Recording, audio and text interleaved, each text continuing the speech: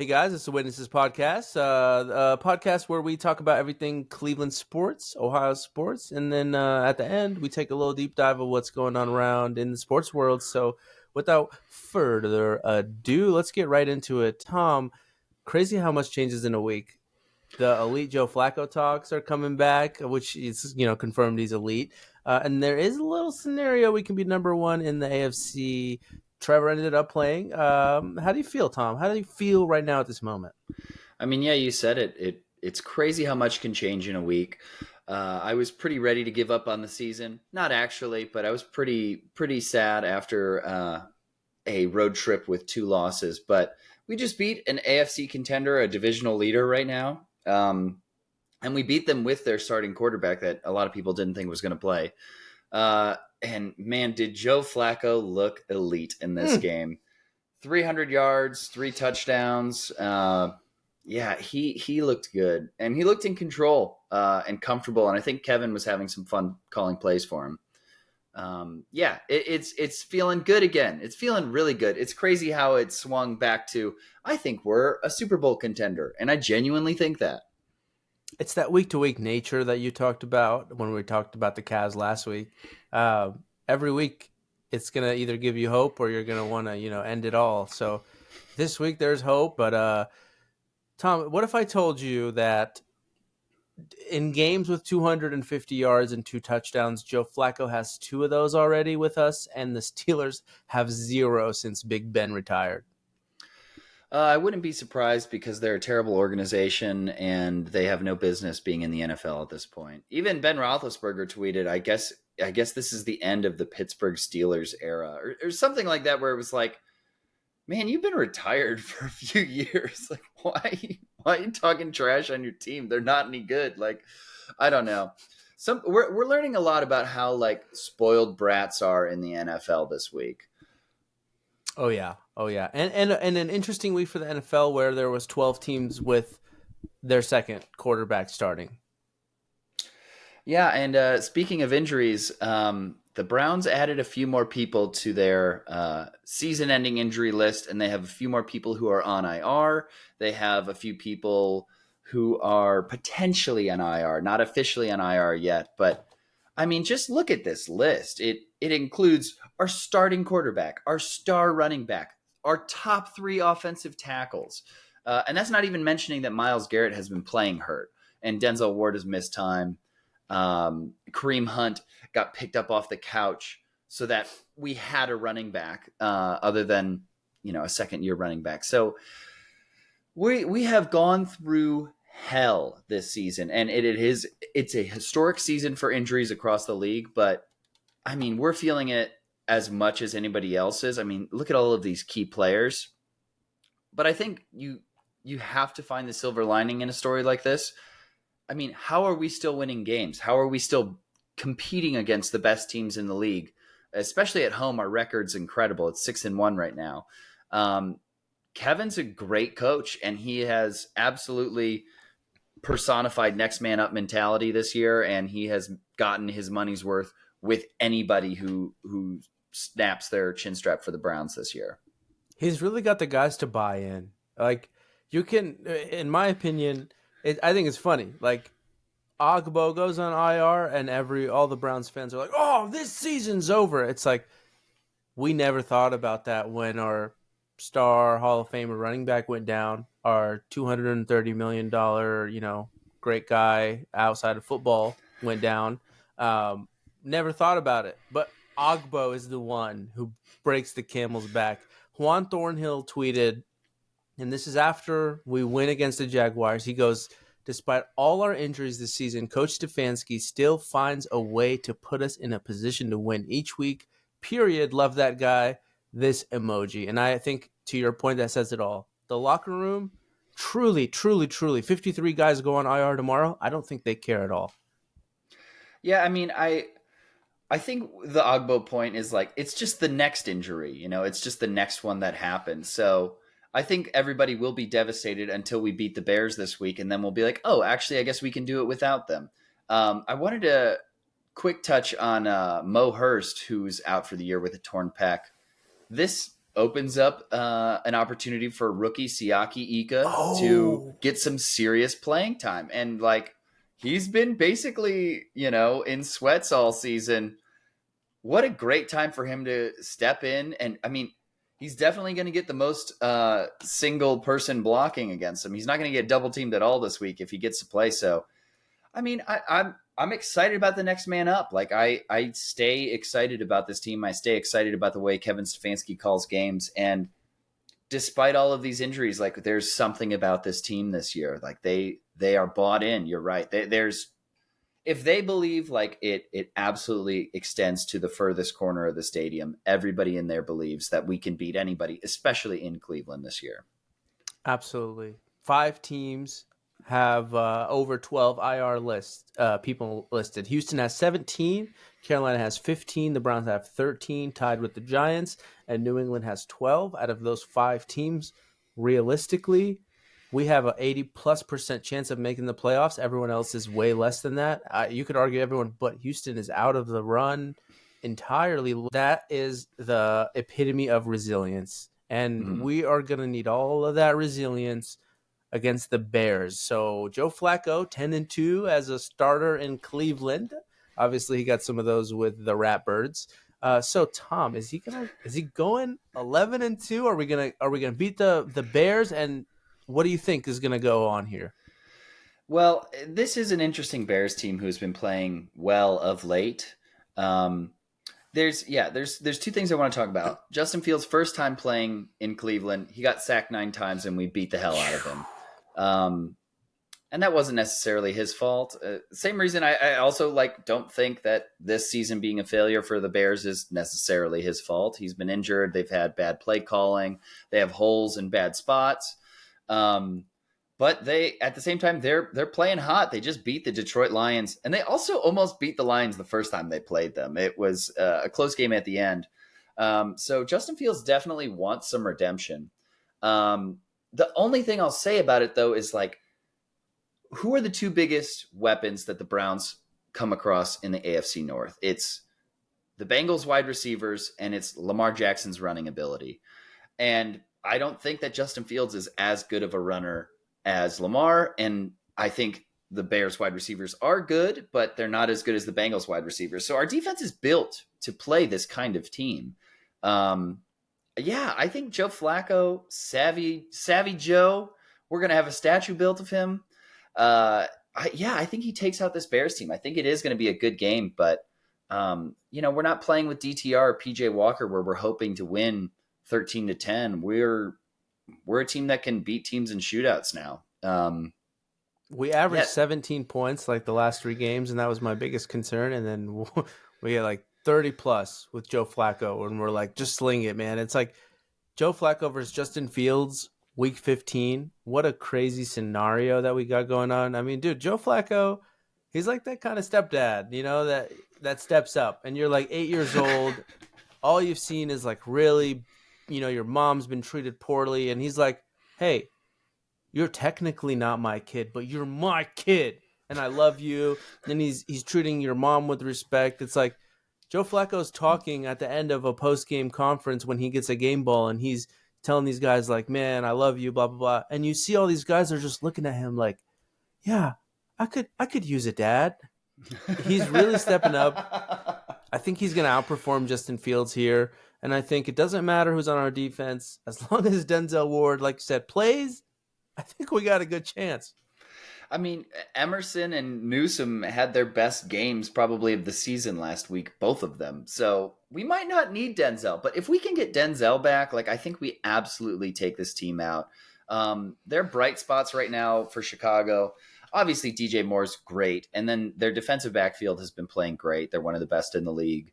Jalen Johnson's got 2 picks in the last 2 games, so I could see us throwing one. But like I said, we're not a team that's trying to win by 1 or 2 points anymore. We're a team that can win a shootout with Joe. So I think we might throw a pick. He might. Joe Flacco got absolutely laid out, and he did also have a fumble. So that might happen as well. Montez Sweat is legit, but yeah, I think Kevin's going to outcoach whoever their coach is at this point. I don't even remember who their coach is. There's a It's bit of a not the coach carousel that over there in got- Chicago. It's not not Matt the Nagy. coach that got the FBI raided because they fired that guy earlier in the season. No one is allowed to follow up on that. I'm just like, I'm not as worried about this team, even though they are playing hot. They're playing well. We're playing at home. We have everything to lose. And we want to win. We want to continue to build. And man, it would be nice if some people got healthy this week as opposed to got season-ending injuries. We're jumping back to Cavs talk now. And over the course of the last week, we went 2-2. We played 4 good Eastern Conference teams. Well, actually 3. We played the Magic twice. We played the Heat, and we played the Celtics. Started hot. We won the first 2, and we lost the last 2. But despite us being disappointed at our mediocrity the last few podcasts, we're kind of coming to terms with it on one hand. And I think also, seeing growth in the right places where I think it will pay off in the long run. Mobley's been out for the last at least 2 games. I don't know if it's been 3, but when Mobley comes back, I think we're back to, a top 4 caliber team in the East. How are you feeling about the Cavs, Zach? Yeah, I think a couple things here. You see this Mitchell Garland backcourt really becoming effective right now, and I think that's awesome. I think seeing no Mobley, I mean, against the Heat, we started Dean Wade instead of him, and then talking who are our bigs? It's maybe Isaiah Mobley and Jones, and so kind of had that thought where it was like, man, we have so many guards and so little bigs. But Tom, does the 3-point shooting concern you? I mean, we were against Boston when we played them Monday night. We were 19 of 45. Does that concern you? Like this season, we're 34% from 3. And any concerns there? Absolutely. I feel like that was our problem last year was we couldn't shoot 3, especially in the playoffs. We were just such a streaky shooting team. And I feel like we're streaky again. It's just that we might be more likely to have like a hot streak than all cold streaks. And yeah, you brought up Isaiah Mobley. If we're like having big depth issues, why is he not getting chances out there? And I'm sure Dean Wade is a great 3-point shooter in practice, but like he's not hitting all the wide open ones, and he's getting a lot of wide open ones. And it's not just him; it's Okoro. I mean, Strus has been shooting well. It's Niang. I don't know why Mobley hasn't been getting chances. I mean, it feels like Thanasis is getting more chances than Isaiah Mobley. And like, if we're going to talk about the Nepo babies of the NBA, like Isaiah Mobley deserves to actually get some time on the court, because I think he smells blood in the water. We saw it in the summer league. Like if people hesitate, he's like, I'm not going to hesitate. I'll go for your throat. Yeah, it's great to see Garland and Mitchell play well together. Their chemistry, I mean, they've both been playing out of their minds of late.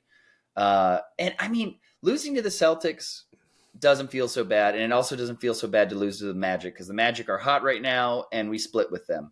But in particular about the Celtics, we had about as hot of a start as we could have. And most of that was Mitchell. Mitchell was playing lights out. And you said we were 19 of 45 from 3.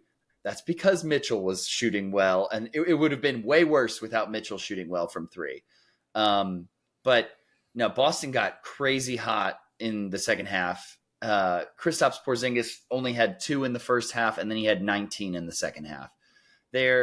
Boston, if they can stay healthy, they're the best team in the league. Their second unit is so deep, and Kristaps Porzingis is like, if he's the third best player on any team, your team is freaking loaded. Yeah. Like, I'm very, very nervous about a team like that. I mean, even if Porzingis goes down, I still think they're a threat to make it to the finals, compete in the finals, maybe win. But with him, they are scary. And we went into their house and kind of punched them in the mouth for the first 2 to 3 quarters, and then they just got hot. So again, it's not like we're losing to the Blazers like we did a week ago or whatever. We're losing tight games to good competition, and we look like we belong out there. We look like we're playing at our caliber, and these aren't losses that hurt as bad. So yeah, I'm feeling better moving forward. And it's interesting. Like, radio silence on JB this week. Like nobody's like pushing for him to get I fired. did kind of have that thought of like, hey, if we're up so much against the Celtics, who might make the finals, like, isn't that a coaching situation where when we let go of that lead and then we end up losing, like, isn't that a knock on the coach not being able to reel our guys in? But then I'm looking at all the In terms of like the Celtics, Struz said it after the game, like we're just not hitting our open shots, or yeah. at least often enough, and we have to hit those threes. And if we don't start hitting those threes, like we're going to be making trades, we're going to be making moves, we're going to go get more 3-point shooting, one way or the other. We're going to get rid of some people who can't shoot.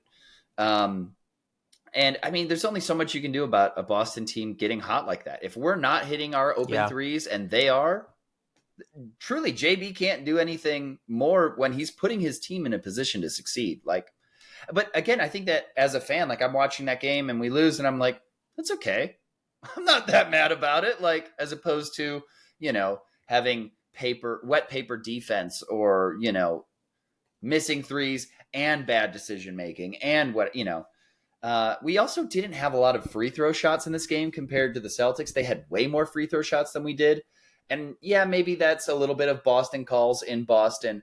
But I think we also just have young players who after they make a good move, maybe get past a person, their IQ in terms of like knowing how to draw a foul is not there yet. I really think about Okoro when I say that, but Dean Wade as well.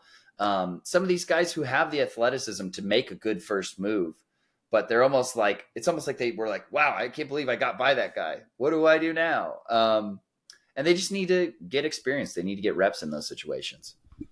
Absolutely. I mean, I don't think it's a ref situation. It's exactly what you're saying. It's that young guy situation. And the NBA, I mean, the NBA has been really fun. They're in talks with the streaming services during the 24-25 season. That's when their contract's up. So the last year they've been negotiating.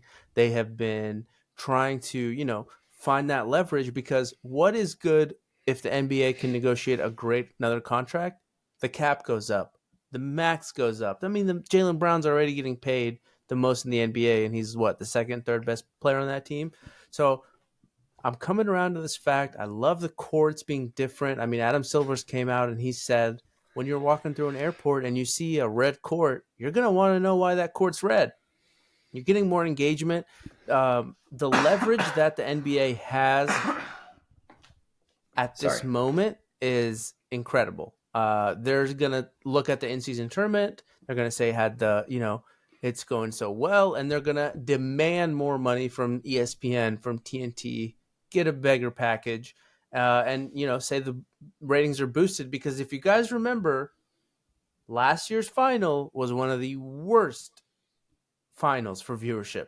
So this is kind of like Adam Silver's answer. And when you ask me, Adam Silver is the greatest commissioner, but there's some things to clean up. But overall, in-season tournament, huge success. Tom, do you agree with that?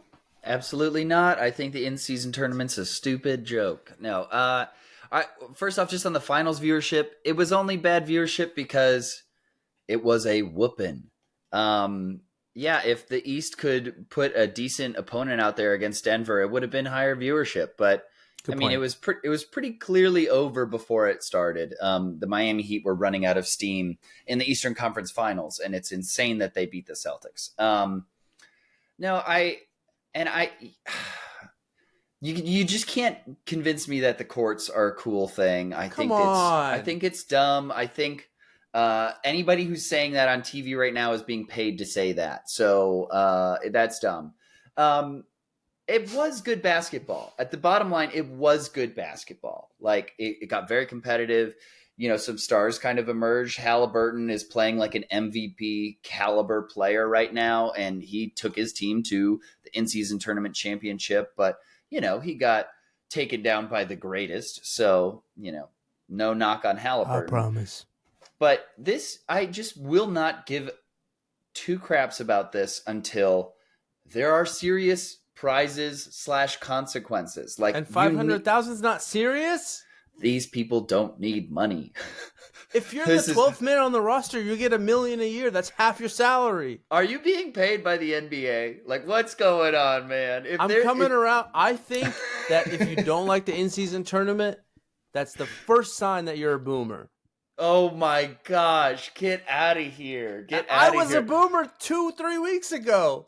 So I'm a boomer because I think a neon green court looks stupid. Yes, Okay. because No, I'm not. the NBA, bro, the NBA wants viewership to increase. How do you get Of viewership course to they do. increase? You get that 16 to 18. You get those 13 to 18 range viewers. How do you get those guys that scroll all day?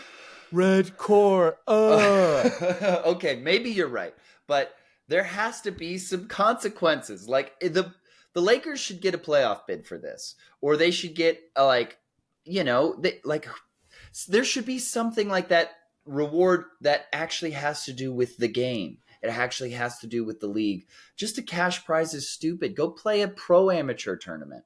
And I mean, like, I'm not excited about the NBA like going off ESPN and joining YouTube TV and RedTube Plus. Like, I am not excited about that. You don't think like having a younger viewership involved into this thing called the NBA is good for the sport, man? No, that's not what I'm saying. That's not what I'm saying. We definitely need to continue to bring young people into the game. But this is a cash grab, and it's literally a cash prize. Like, I think there are more good things about it than I initially anticipated, but there's still a lot of BS. And yeah, I think that it has room for improvement. And yeah, I guess they need to negotiate deals, so they got to say what they got to say. But moving on, the great debate this week is who is the crybaby of the week. Two incidents happened. I'll illustrate those quickly, and then I'll get your take on who the crybaby of the week is. So in the Warriors-Suns game, Nurkic was guarding Draymond Green, and Draymond, truly for no reason, just turned around and punched him in the face like a full haymaker and claimed that it was an accident, said sorry to him because you really didn't mean to hit him. But he's very upset that he got ejected from another game for punching somebody in the face. Sucker punch. He's not tough. I know I said he only goes after little dudes, and if he goes after big guys, he goes after their junk. But I guess he's down to sucker punch big guys too, as long as they're not expecting it. And then in the Chiefs game, there was a very, very, very controversial, and by controversial, I mean not controversial at all, call where Kadarius Toney lined up off sides, and it cost the Chiefs a touchdown.